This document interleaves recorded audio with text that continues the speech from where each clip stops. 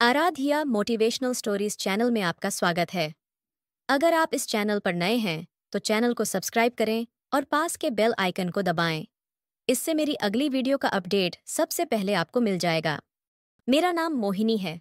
बंगाल में औरतें शारीरिक संबंध बनाने से पहले अपनी नाभि पर लहसुन का रस क्यों लगाती थीं? यह एक दिलचस्प सवाल है। एक खूबसूरत सुबह थी। मैं अपनी चाची के साथ नाश्ता बनाने में व्यस्त थी। तभी चाची का छोटा भाई अय्यान आया और मेरे सामने बैठ गया। उसकी निगाहें मुझ पर टिकी थीं और यह मुझे अच्छा लग रहा था क्योंकि मैं उसे पसंद करती थी। अय्यान अक्सर हमारे घर आता जाता रहता था और वह भी मुझे पसंद करता था। मैं 17 साल की थी और कम उम्र में ही मुझे उससे प्यार हो गया था। मुझे नहीं पता था कि आज का दिन मेरी जिंदगी बदल देगा। अयान 2 दिन से हमारे घर पर था। नाश्ता करने के बाद वह नौकरी के लिए निकल गया और मैं घर के काम में व्यस्त हो गई। मेरे माता पिता का बचपन में ही देहांत हो गया था और मैं उनकी इकलौती बेटी थी। चाची मेरी देखभाल करती थीं, लेकिन वह मेरी माँ की जगह नहीं ले सकती थीं। काम करते करते दोपहर हो गई थी। चाची अपने कमरे में आराम करने चली गईं और मैं किचन की सफाई करने लगी। तभी दरवाजे की घंटी बजी। मैंने दरवाज़ा खोला तो वहाँ एक अजीब सा आदमी खड़ा था। उसकी नज़रें मुझे असहज कर रही थीं। मैंने अपने कपड़े ठीक किए और उससे चाची के बारे में पूछा। उसने दरवाजे पर हाथ रखकर कहा कि दरवाज़ा बंद करने की ज़रूरत नहीं है और मुझे चाची को बुलाने के लिए कहा। मैंने चाची को बताया कि दरवाजे पर एक आदमी खड़ा है। उसकी बात सुनकर चाची का चेहरा बदल गया। उन्होंने मुझे किचन का काम खत्म करने को कहा और खुद दरवाजे पर चली गईं। मैं किचन में काम करती रही और चाची की आवाज़ें सुनने लगीं। वह आदमी कौन था और चाची उससे क्या बातें कर रही थीं, ये मेरे लिए रहस्य बना रहा। चाची ने मुझे सख्त हिदायत दी कि इस आदमी के बारे में मैं किसी को न बताऊं, खासकर चाचा या अय्यान को। चाचा रोज सुबह दूसरे शहर काम के लिए जाते थे और रात को लौटते थे। चाचा मुझे अपनी बेटी की तरह समझते थे और मेरी बहुत परवाह करते थे। चाची की बात सुनकर मैंने अपनी जुबान बंद कर ली, लेकिन मेरे मन में यह जानने की उत्सुकता बनी रही कि वह आदमी कौन था और चाची से उसका क्या संबंध था। कुछ दिन बाद अय्यान मेरे कमरे में आया और हमारी शादी की बात करने लगा। उसने कहा कि वह जल्दी ही हमारी शादी करना चाहता है और किसी अच्छी नौकरी की तलाश में है। मैंने कहा कि अगर चाची मानती हैं तो मुझे कोई एतराज़ नहीं होगा। अयान बहुत खुश हुआ और मेरे हाथ थाम लिया। उसकी इस हरकत से मुझे शर्म आ रही थी। कुछ दिन बाद वह आदमी फिर से हमारे घर आया। इस बार चाची ने उसे अपने कमरे में बैठा लिया। मैं किचन में थी, तभी चाची ने मुझे ठंडा पानी लाने के लिए कहा। जब मैं पानी लेकर चाची के कमरे तक पहुंची तो देखा कि वे दोनों आपस में बातें कर रहे थे। मुझे देखकर वे खामोश हो गए। चाची की हालत कुछ बदली बदली सी लग रही थी। उनके बाल बिखरे हुए थे और कपड़े भी अजीब हालत में थे। उस आदमी ने चाची से कहा कि मैं बहुत खूबसूरत और जवान हूं और मेरी शादी के बारे में सोचना चाहिए। उसने कहा कि मेरे लिए अच्छा रिश्ता आसानी से मिल जाएगा। मुझे अब समझ में आया कि चाची क्या छुपाने की कोशिश कर रही थीं। अब इसके बारे में सोचना शुरू कर दो। इस आदमी की बात सुनकर मैं शर्म से पानी पानी हो गई थी। वह मेरे लिए अनजान आदमी था। वह न सिर्फ मेरी जवानी की तारीफ कर रहा था, बल्कि उसने मेरी शादी के बारे में भी बात छेड़ दी थी। वह पता नहीं कौन था जो इतना खुलकर मेरी चाची से बातें कर रहा था। और फिर चाची भी हंसकर उससे कहने लगी कि हाँ, अब इसकी शादी ही तो करनी है। मुझे यही मेरी जिम्मेदारी है। मेरी तो अब उम्र हो रही है, लेकिन अब यह जवान हो गई है। मैं शर्म से वहां से भागकर वापस आ गई थी। चाची उस अनजान आदमी के सामने जिस तरह से मेरी जवानी के बारे में बातें कर रही थी, मुझे बहुत बुरा लग रहा था। उनके बीच फिर से बातों का सिलसिला शुरू हो गया। कुछ देर बाद वह आदमी वापस गया तो चाची ने मुझे फिर से समझाया कि अयान और अपने चाचा जी को इस बारे में कुछ मत बताना। लेकिन इत्तेफाक की बात थी कि अचानक उसी समय अयान घर पर आ गया था। तबीयत खराब होने की वजह से वह अपने घर जाने की बजाय यहाँ पर आ गया था। उसने उस आदमी को घर से निकलते हुए देखा और फौरन मेरे पास आकर पूछने लगा कि आदमी कौन था और यहाँ पर क्यों आया था। मैंने इनकार करते हुए कह दिया कि मुझे कुछ नहीं पता। वह चाची से मिलने के लिए आया था। अयान सीधा चाची से मिलने के लिए उनके कमरे में चला गया और फिर अचानक से उन दोनों के चीखने चिल्लाने की आवाज़ें आने लगीं। चाची अय्यान को बुरा भला कह रही थी और अय्यान भी चाची को बहुत ज़्यादा जवाब दे रहा था। मुझे इस बारे में कुछ पता नहीं था, लेकिन इतना आइडिया ज़रूर था कि बात कुछ बड़ी है और शायद उस अनजान आदमी से जुड़ी हुई है। काफ़ी देर बाद जब अयान चाची के कमरे से बाहर आया तो उसका चेहरा गुस्से से लाल हो गया था। वह सीधे स्टोर रूम में चला गया और अंदर बंद हो गया। उसकी तबीयत ठीक नहीं थी, इसलिए आज वह हमारे घर पर ही रुकने वाला था। उसके बाद चाची भी अपने कमरे से बाहर नहीं निकली। रात के खाने के टाइम पर जब मैं चाची को बुलाने गई तो चाची बहुत गुस्से में थीं और मुझसे कहने लगीं कि जाओ, तुम जाकर खाना खा लो और सो जाओ। उनका बर्ताव मेरे साथ बहुत बुरा था। पता नहीं अयान ने कौन सा हंगामा खड़ा कर दिया था कि जिसका गुस्सा मुझ पर निकल रहा था। मैंने चाची से इस बारे में पूछना भी चाहा कि क्या हुआ है, तो वह कहने लगीं कि यह सब तुम्हारी वजह से हुआ है, इसलिए ज़्यादा मासूम बनने की ज़रूरत नहीं है और यहाँ से निकल जाओ। मुझे अपनी शक्ल मत दिखाना। मैं आंसू बहाती हुई उनके कमरे से निकल आई और लगातार फूट फूट कर रो रही थी। आज मुझे बड़ी बेचैनी के साथ अपने माता पिता याद आ रहे थे। मैं अपने छोटे से कमरे में बिस्तर पर लेटी तो मेरे दिमाग में बस यही बात आ रही थी कि अयान ने अपनी बहन से किस बात पर झगड़ा किया है। क्या उस अनजान आदमी की वजह से उनका झगड़ा हुआ है? स्टोर रूम का दरवाज़ा तो अंदर से लॉक था, वरना मैं उसे जाकर पूछती। अयान जब भी हमारे घर पर आता था तो वह स्टोर रूम में ठहरता था, क्योंकि हमारा घर छोटा था और सिर्फ 2 ही कमरे थे। एक में चाचा और चाची रहते थे और दूसरे कमरे में मैं रहती थी, और एक छोटा सा स्टोर रूम था जहां अय्यान कभी कभी ठहरता था। मुझे सुबह होने का इंतजार था। सुबह मुझे या तो ये बात चाची से पता चलनी थी या फिर मुझे अयान से ही पूछनी थी, लेकिन अगली सुबह उससे भी ज्यादा अजीब हुआ। जब मैं सोकर उठी तो अयान घर से जा चुका था और चाची भी घर का काम कर रही थीं। उन्होंने मुझसे कोई बात नहीं की और उनका बर्ताव देखकर मैं भी उनसे कुछ पूछ नहीं सकी। सुबह उठते ही मेरा पहला काम सफाई करना था, इसलिए मैं सीधा सफाई करने में लग गई। चाची के कमरे की सफाई करते हुए मुझे वहां लहसुन का टुकड़ा पड़ा मिला, जिसे चाची किचन से लेकर अपने कमरे में लाई थीं। मैं सोच रही थी कि चाची लहसुन क्यों लाई थीं। आखिर उस अनजान आदमी को इस लहसुन का क्या करना था? सफाई करते वक्त मैंने उसे फेंक दिया और फिर सफाई में लग गई। शाम के समय चाची मुझसे कहने लगीं, चलो मार्केट चलते हैं, कुछ सामान लाना है। कभी कभी ऐसा होता था कि चाची मुझे अपने साथ मार्केट ले जाती थीं, इसलिए मैंने अपना दुपट्टा लिया और उनके साथ चल पड़ी। लेकिन मुझे क्या पता था कि चाची मुझे कहाँ ले जा रही हैं। चाची ने रिक्शा लिया और हम रिक्शा में बैठकर चल पड़े।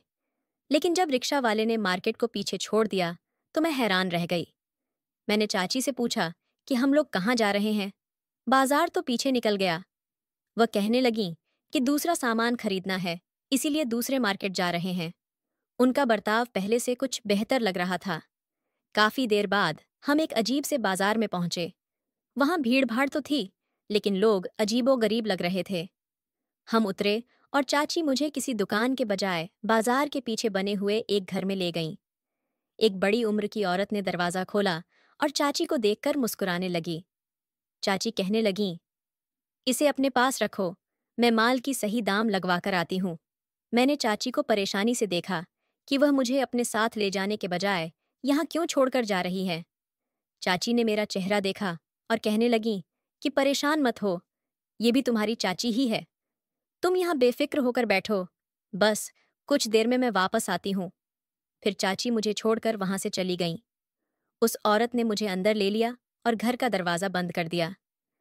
फिर जैसे जैसे वह मुझे अपने साथ लेकर अंदर जाने लगी, मेरी आंखें फटी की फटी रह गईं, क्योंकि उस दरवाजे के पीछे एक अलग ही जगह बनी हुई थी, जिसमें बहुत सारे छोटे छोटे कमरे बने हुए थे और एक अजीब सी बदबू आ रही थी।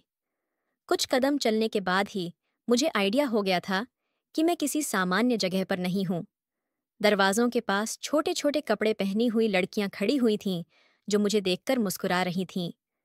उनके कपड़े और चेहरे पर भरा हुआ मेकअप एक अलग ही सच्चाई बता रहे थे। मैं चलते चलते रुक गई। एक औरत पलटकर मुझे देखने लगी, लेकिन मैंने उससे कहा कि मुझे वापस जाना है, मैं अंदर नहीं जाना चाहती। मेरी बात सुनकर वह जोर से हंसी और कहने लगी, दरवाजे के अंदर आने का रास्ता तो है, लेकिन बाहर जाने का कोई रास्ता नहीं है। तुम्हारी चाची तुमसे जान छुड़ाकर यहां से जा चुकी है। अब न वह कभी लौट कर आएंगी और न ही तुम यहां से लौटकर बाहर जा सकोगी। ये मेरी दुनिया है, यहां मेरा राज चलता है। तुम भी एक औरत हो, इसलिए तुम्हें भी यहां रहकर मेरा कहना मानना पड़ेगा। उनकी बात सुनकर मेरे पैरों तले से जमीन निकल गई थी। उसने मेरा हाथ पकड़ लिया था। मैंने अपना हाथ छुड़ाने की कोशिश की, लेकिन उसने मेरी कमीज पकड़ ली और जोर से खींचा, जिससे मेरी कमीज फट गई। फिर उसने मेरे मुंह पर एक जोरदार तमाचा मारा और मैं जमीन पर गिर गई। मेरे मुंह से खून निकलने लगा। वह मेरे पास बैठकर कहने लगी कि तुम्हारी चाची तुम्हें यहां बेच कर गई हैं। अब तुम मेरी खरीदी हुई गुलाम हो। मैंने तुम्हारी महंगी कीमत दी है। अब जाओ और जाकर तैयार हो जाओ। रात को ग्राहक आएंगे और तुम्हें भी यहां लाइन में खड़ा होना होगा। फिर उसने एक औरत को आवाज देकर बुलाया और मुझे उसके हवाले कर दिया। मैं उस समय हक्का बक्का रह गई थी। मुझे कुछ भी समझ नहीं आ रहा था कि मैं क्या करूं। मेरी चाची मेरी माँ की तरह थी। पिछले 4 साल से मैं अपनी चाची के साथ रह रही थी। वह मेरे ऊपर इतना अत्याचार कैसे कर सकती है? मैं चाहकर भी उस औरत पर यकीन नहीं कर पा रही थी। ऐसा लग रहा था कि यह एक भयानक सपना है और कुछ देर बाद मेरी आंख खुलेगी और सब ठीक हो जाएगा। लेकिन यह मेरी बदकिस्मती थी कि यह कोई सपना नहीं, बल्कि जिंदगी की एक कड़वी हकीकत थी। वह दूसरी औरत मुझे एक अंधेरे कमरे में ले गई। उसने खुशबूदार पानी तैयार किया और उसमें मुझे नहाने के लिए मजबूर किया। मेरे चीखने, चिल्लाने और रोने का उस पर कोई असर नहीं हुआ। वह कहने लगी कि यहाँ आने वाली सभी लड़कियां 1-2 दिन रोती हैं, फिर खुद ही इस जीवन को स्वीकार कर लेती हैं। उसने कहा, तुम भी खुशी खुशी इस काम को मान लो, वरना सायरा बानो जबरदस्ती करवाएगी और तुम्हें तकलीफ भी ज्यादा होगी। मैं 17 साल की थी और वह मुझे इस धंधे में उतारना चाहती थी। वह मुझे एक कमरे में खींचते हुए ले गई, जहां से चीखने चिल्लाने की आवाजें आ रही थीं। उसने कहा, देखो, वह लड़की सायरा बानो की बात नहीं मान रही थी, इसलिए उसे यहां बंद करके रखा गया है। उसे खाने पीने को कुछ नहीं दिया जा रहा। अगर तुमने भी मेरी बात नहीं मानी तो तुम्हारा भी यही हाल होगा। उसकी जबरदस्ती करने पर मुझे नहाना पड़ा। थोड़ी देर बाद सायरा बानो वापस आई। उसने मुझे सर से पैर तक देखा और कहा, तू तो सच में बहुत खूबसूरत है। तेरे अच्छे दाम मिलेंगे। मैंने तेरी चाची को भी बहुत पैसा दिया है। अब मैं तेरे शरीर को बेचकर वह पैसा वसूल करूंगी। यह सुनकर मेरे वजूद में करंट दौड़ गया था।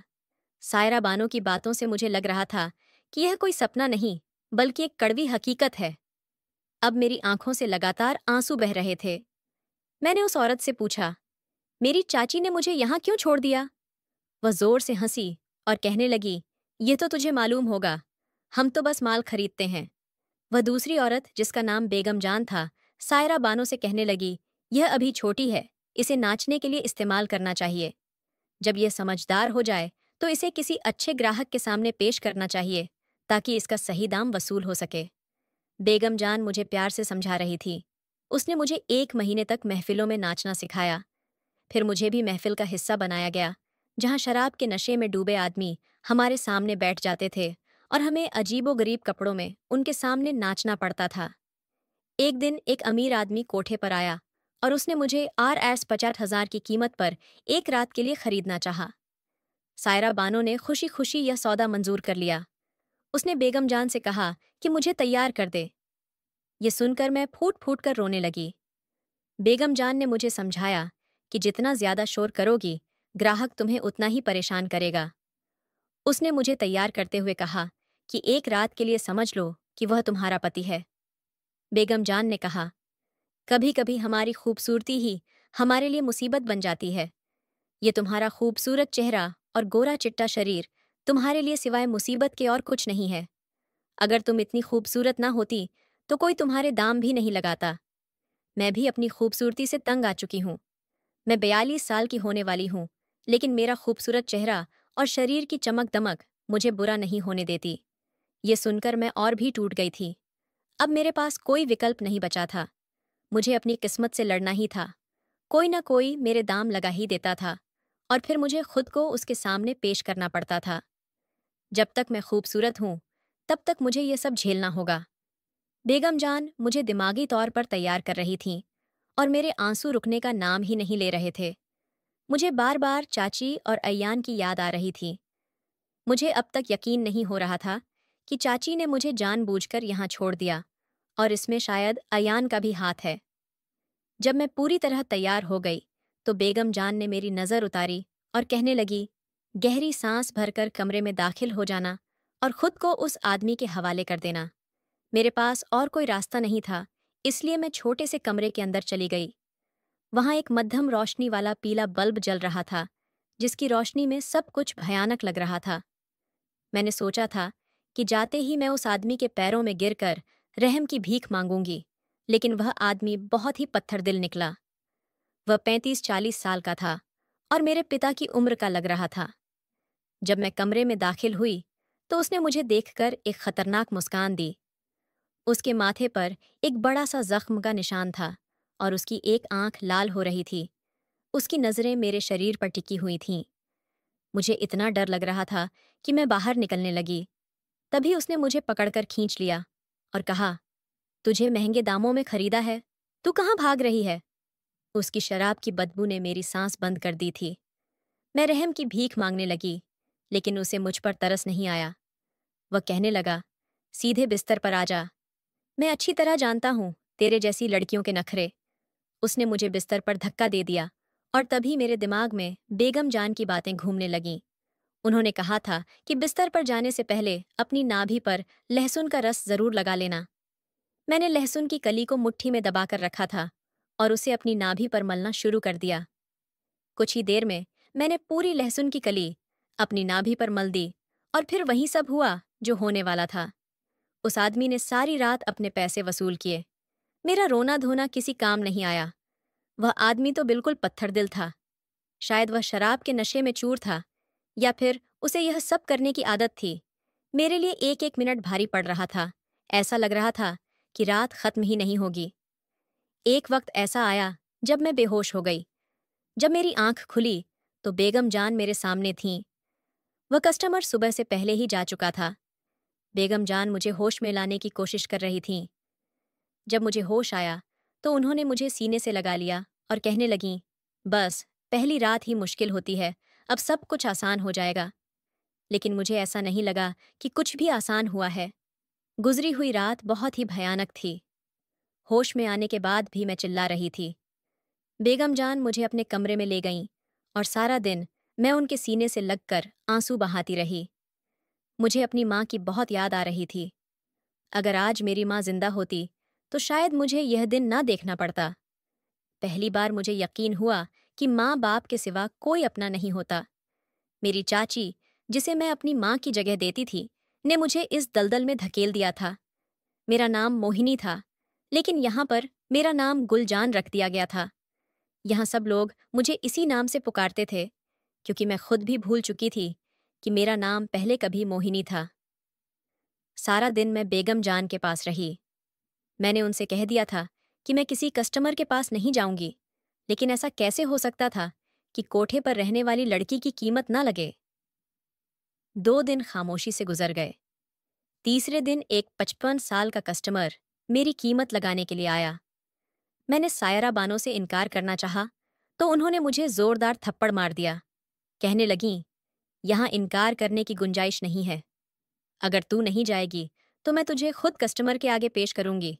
मैं सायरा बानो के आगे मजबूर हो गई थी। बेगम जान ने मुझे उस आदमी के पास जाने के लिए तैयार किया और मेरी मुट्ठी में लहसुन पकड़ा दिया और कहा, इसे अपनी नाभि पर लगाना मत भूलना। मैंने खामोशी से लहसुन मुट्ठी में दबाया और मरे मरे कदमों से उस कमरे में पहुंच गई। मैंने खामोशी से उस बुढ़े के साथ रात गुजार ली। अब की बार मैंने कोई रोना धोना नहीं किया था। बेगम जान की बात सही साबित हुई थी। जब मैंने शोर शराबा नहीं किया तो कस्टमर ने भी मुझे परेशान नहीं किया, लेकिन बिस्तर पर जाने से पहले मैंने अपनी नाभि पर लहसुन का रस लगा लिया था। इस लहसुन से आखिर क्या होता था? बेगम जान ने मुझे यह क्यों लगाने के लिए कहा था? इस बारे में मुझे कुछ नहीं पता था। अब हर दिन मेरे साथ ऐसा ही होता था। मुझे अभी भी अयान की याद आती थी। क्या उसने मेरी गुमशुदगी पर अपनी बहन से कोई सवाल नहीं किया होगा? क्या उसने मुझे कभी नहीं ढूंढा? क्या अब वह मुझे भूल चुका होगा? बस, मैं हमेशा यही सोचती रहती थी। वह कस्टमर चला गया और मैं खामोशी से बेगम जान के कमरे में चली गई। वह मुझे देखकर मुस्कुराईं और धीरे से कहने लगीं, तुम कस्टमर के पास जाने से पहले अपनी नाभि पर लहसुन का रस लगा लेती हो ना? बेगम जान की बात पर मैंने हाँ में सिर हिला दिया। बेगम जान ने कहा, तुम मेरी बेटी की उम्र की हो। मैं तुम्हें अपनी बेटी की तरह समझती हूँ, लेकिन मैं तुम्हें लोगों से नहीं बचा सकती। तुम्हारी पहचान बदल गई है। अगर तुम यहाँ से भागने की भी कोशिश करोगी, तो ये समाज तुम्हें जीने नहीं देगा, क्योंकि तुम अब एक धंधा करने वाली औरत बन गई हो। बेगम जान मुझे हमेशा यही समझाती थीं कि बाहर की दुनिया के बारे में मत सोचना, और मैंने उनकी बातों को अपने दिलो दिमाग में बसा लिया था। ऐसे ही मुझे 8 महीने यहाँ पर रहते हुए गुजर गए। अब तो मैं इस काम की आदी हो गई थी। मुझे बस इतना पता होता था कि कस्टमर मेरा इंतज़ार कर रहा है, और मैं खुद ही अपने आप को तैयार कर लिया करती थी। मैं जो कभी अयान की दुल्हन बनने के सपने देखती थी, अब हर रात किसी न किसी मर्द की दुल्हन बनती थी। लेकिन हर रात बेगम जान मुझे लहसुन पकड़ा देती थीं और कहती थीं, बिस्तर पर जाने से पहले ये लहसुन अपनी नाभि पर ज़रूर लगा लेना। कई बार मैंने बेगम जान से पूछा, इस लहसुन में ऐसा क्या है जो आप हर बार मुझे देती हैं? तो वह कहने लगीं, सही वक्त आने पर तुम्हें खुद ही पता चल जाएगा। याद रखना, किसी भी कस्टमर के पास जाने से पहले लहसुन का इस्तेमाल ज़रूर करना। काफ़ी दिनों से देख रही थी कि बेगम जान बीमार थीं, लेकिन वह अपना इलाज नहीं करा रही थीं। वैसे भी हम जैसी औरतों का इलाज मुमकिन कहाँ है?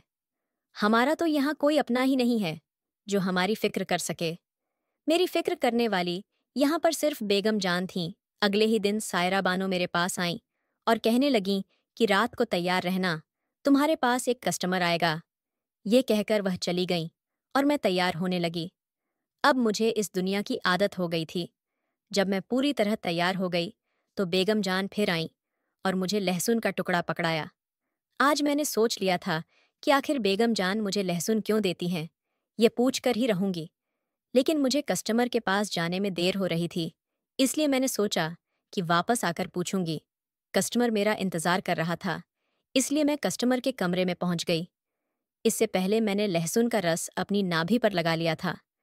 मैं जानती थी कि इसके पीछे कोई खास वजह ज़रूर है।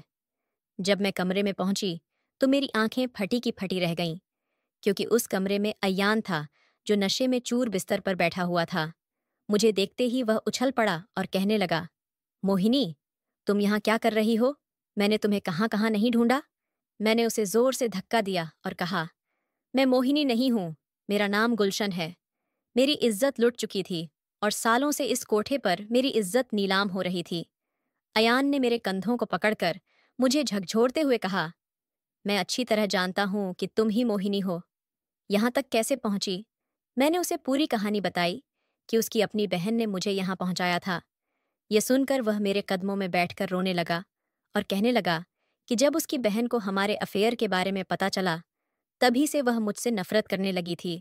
उसने बताया कि उसकी बहन अक्सर अजनबी आदमियों को अपने फायदे के लिए घर बुलाती थी, क्योंकि उसके पति ज्यादातर घर से बाहर रहते थे। अयान को यह सब पता था और उसने अपनी बहन को कई बार समझाने की कोशिश की, लेकिन उसने कभी नहीं माना। उस दिन भी जब वह आदमी अयान की बहन से मिलने आया था, अयान को बहुत गुस्सा आया और उसने अपनी बहन से झगड़ा किया। अगले ही दिन उसकी बहन ने अयान को बताया कि मैं किसी लड़के के साथ भाग गई हूँ। अयान को यकीन नहीं हुआ, लेकिन उसकी बहन ने उसे यकीन दिलवा दिया। उसने कई जगह मुझे ढूंढने की कोशिश की, लेकिन कहीं नहीं मिला। उसने जीजाजी को भी बताया कि उनकी भतीजी भाग गई है। अयान मुझसे माफी मांगने लगा कि उसने मुझे ज्यादा ढूंढने की कोशिश नहीं की। उसने बताया कि मेरी चाची बहुत बीमार हैं और बिस्तर पर पड़ी हुई हैं।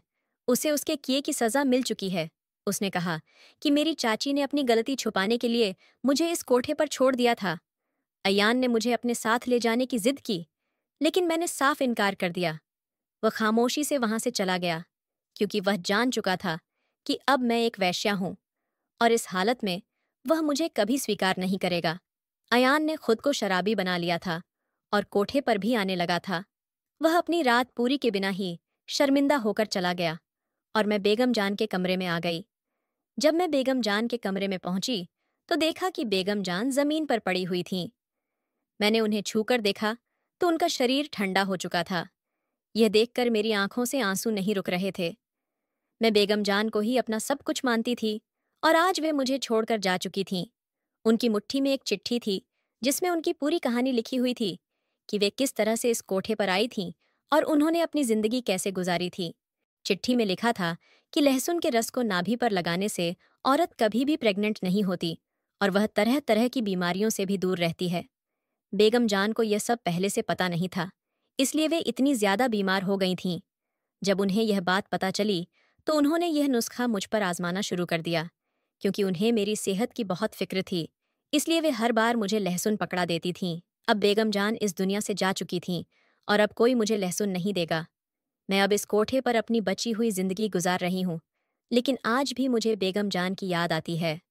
लहसुन का रस अपनी नाभि पर लगाने से मुझे आज तक कोई बीमारी नहीं हुई है और ना ही मैं किसी कस्टमर से प्रेग्नेंट हुई हूँ। अगर आपको हमारी कहानी पसंद आई हो तो वीडियो को लाइक करें और चैनल को सब्सक्राइब करें। नोटिफिकेशन बेल को ज़रूर दबाएं ताकि अगली अपडेट सबसे पहले आपको मिले।